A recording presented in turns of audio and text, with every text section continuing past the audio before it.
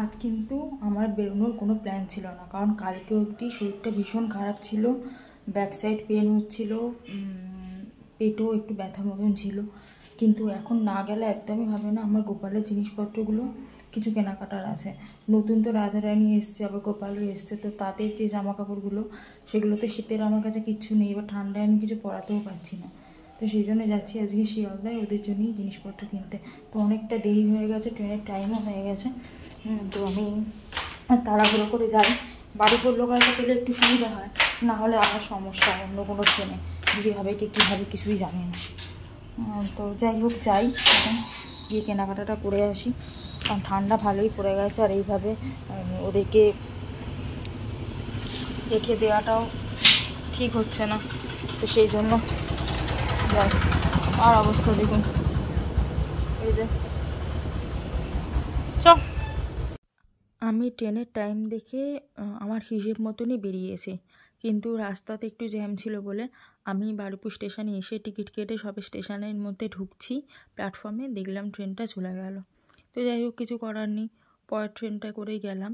কিন্তু শিয়ালদা এবারে গিয়ে না আমার মনটা একদম খারাপ হয়ে গেছিলো। প্রতি বছর কিন্তু প্রত্যেকটা দোকানে প্রচুর পরিমাণে কালেকশান থাকে গোপালের। এবারে সব দোকানে দেখছি হাফ করে এমনি জামা কাপড় রয়েছে, মানে সারা বছরের, আর হাফ করে রয়েছে গোপালের জামা কাপড়। সেরকম পছন্দ হচ্ছে না, দাম বলছে অতিরিক্ত পরিমাণে। যেগুলো দাম কম ছিল সেগুলো কত কত করে বাড়িয়ে দিয়েছে। এবার আমাকে তো নিতেই হবে, কিচ্ছু করার নেই। তো সেই জন্য আমি দেখছিলাম কোনগুলো নেওয়া যায়। আর একটা দোকানে যেখান থেকে গোপালের টুপি টুপি কিনেছি, সেখানে দেখলাম ইনি বসে আছেন। কি অপূর্ব দেখতে, গোপালের দোকানে একদম নিজে মালিক হয়ে বসে আছে। দেখে এত ভালো লাগলো যে কি বলবো। তারপর আর একটা দোকানে এলাম, সেই দোকানটায় এসে ঠাকুরদের যে ছোটো ছোটো গায়ের চাদরগুলো হয়, ওই চাদর নিলাম। বেশি নিয়ে ওই দুটো মতন নিয়েছি, কারণ আমার কাছে অনেক আছে চাদর।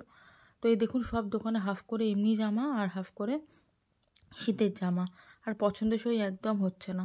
তারপরে চোখে পড়লো যে ক্যালেন্ডারের দোকান তো খুলে গেছে, আর 2026 হতেও চলেছে, তাহলে ক্যালেন্ডারটা নিয়ে নিই।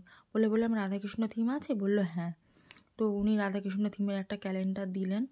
তো ক্যালেন্ডার দোকানেও কিন্তু এখন তেমন কোনো ভিড় নেই। একটা বয়স্ক লোক আর আমিই ছিলাম, হয়তো ভিড়টা ডিসেম্বর থেকে হবে। তারপর শিয়ালদা স্টেশনে উঠতে যাব, তখন দেখি এখানে প্রভুরা গীতা সেল করছেন, সামনেই যেহেতু গীতা জয়ন্তী, আর এখানে হরিনাম সংকীর্তন করছে। তো ওই 2-1 মিনিট মতন ওখানে দাঁড়িয়ে হরিনাম সংকীর্তন শুনলাম। ট্রেনে এত পরিমাণে ভিড় ছিল কি বলবো।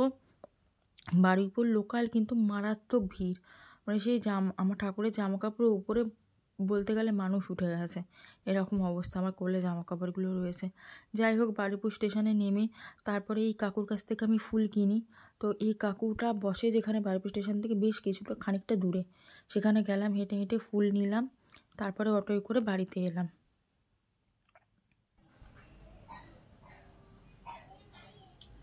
কত মাস পরে যে শিয়ালদায় গেলাম তার কোনো ঠিক নেই। শীতকালে তো আগে 2-3 বার করে যেতাম শুধু গোপালে জামা কাপড় আনতে। সেই বছর হয়তো এটাই শেষ। আর দেখলাম কালেকশানও খুব যে বেশি আছে তা কিন্তু না। তো যেটুকু যা ছিল সেটুকু থেকেই কেনাকাটা করলাম। অনেকগুলোই কিনেছে, প্রায় 8-10টা জামা কিনেছি। আর বাকি তো আমার পিকুর গোপার এদের তো আছেই, নতুনদের জন্যই কেনা। এই চলে এসেছি বাড়িতে, আর অনেক তাড়াতাড়ি চলে এসেছি, মানে 2 ঘন্টাও লাগেনি আমার যেতে আসতে, কারণ জিনিসপত্রগুলো কিনেছি আর চলে এসেছি। তার সাথে ক্যালেন্ডারটাও পেয়ে গেছি, নভেম্বর মাসেই 2026-এর ক্যালেন্ডারটা পেয়ে গেছি। ক্যালেন্ডার মানে কালেক্ট করা না আমার একটু স্বভাবের মধ্যে আছে, একটু আগে থেকে দেখে নেওয়া সামনের বছর কবে কী আছে না আছে। তো বাড়িতে চলে এসেছি। এই হলো আমার পিকু গোপা, সব বসে আছে। এবার জামা কাপড়গুলো পরিয়ে দেখার পালা। আজকে আর দেখবো না, কালকে দেখবো। আর দেখি বা ফ্রেশ ট্রেশগুলো হই। তো আজকে ভিডিওটা এখানেই শেষ করছি, দেখা হবে পরের একটা ভিডিওতে।